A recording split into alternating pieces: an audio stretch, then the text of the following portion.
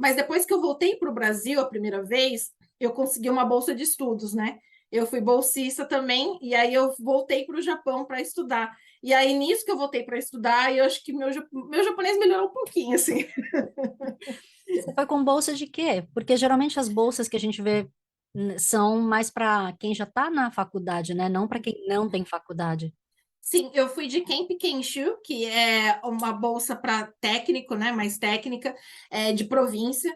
É, na época, quando eu voltei para o Brasil, depois de 4 anos no Japão, eu entrei na universidade, né? Porque lembra, como eu tinha te falado, meu objetivo, meu sonho era ter um diploma. E eu voltei, eu entrei na faculdade, e eu vou te falar, até hoje eu me emociono, porque quando eu sentei na cadeira, eu falei, meu Deus, consegui! Eu sentei aqui, era muito importante para mim, né? E eu lembro até com muito carinho dessa sensação.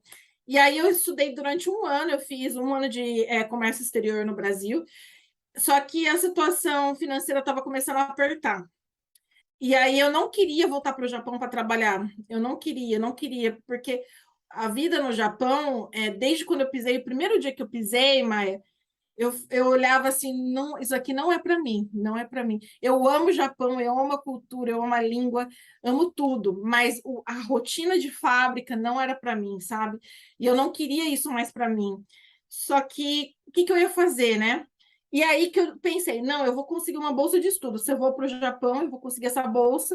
E essa tinha uma ajuda de custo, né? Eles pagavam uma quantia para você estudar. E aí eu consegui essa bolsa de estudos com muito suor. E aí eu fiquei quase 7 meses no Japão estudando, fazendo um trainee, né? Eu primeiro estudei japonês e depois eu fiz um trainee em uma empresa japonesa, Ah, em que área? na área de marketing mesmo. Ah, Sim. que legal. Nossa, mas o É. marketing japonês é muito diferente do brasileiro, né? Assim, tinha alguns conceitos que são meio que os mesmos, assim, sabe? Então,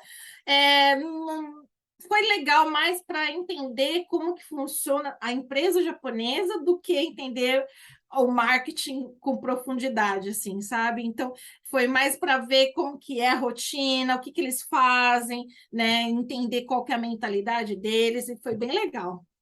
Uma bolsa curta, né? Só 7 meses, porque em geral a Sim. gente vê, sei lá, 1 ano, 2 anos.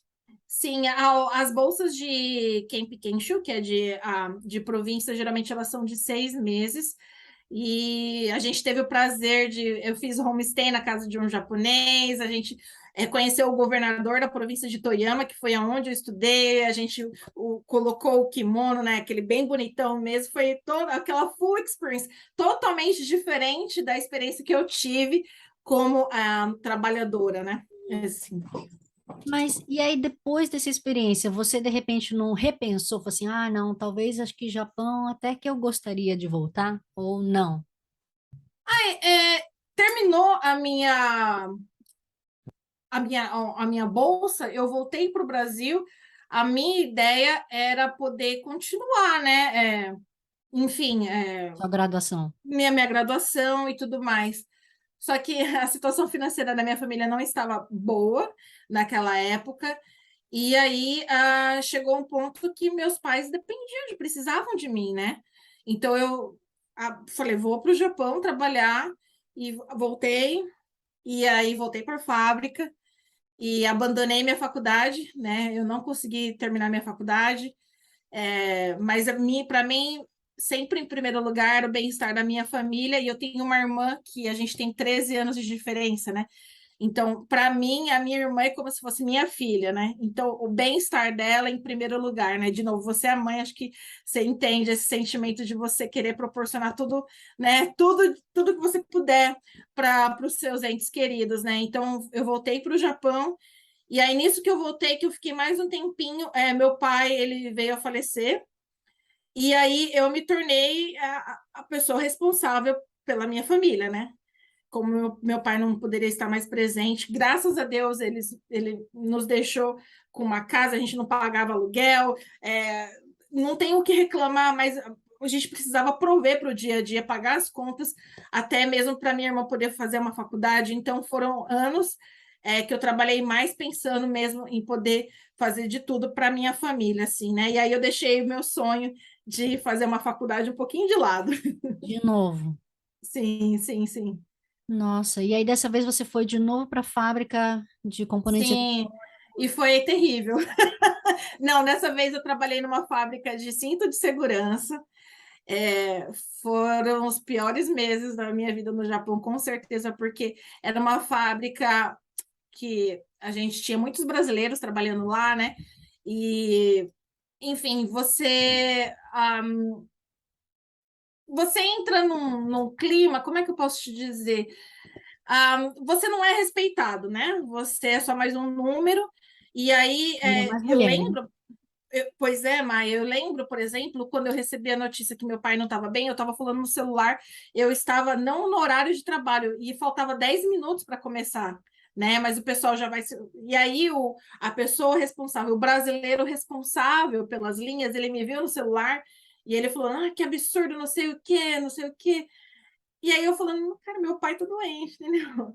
E não, dane-se, entendeu? Não, é respeito zero. Então você vai vendo que você vira um pontinho de nada naquela massa gigantesca, e aí vai de você. Você quer continuar ali ou você quer sair? De novo, cada dia que eu acordava para ir trabalhar, era uma parte de mim que morria.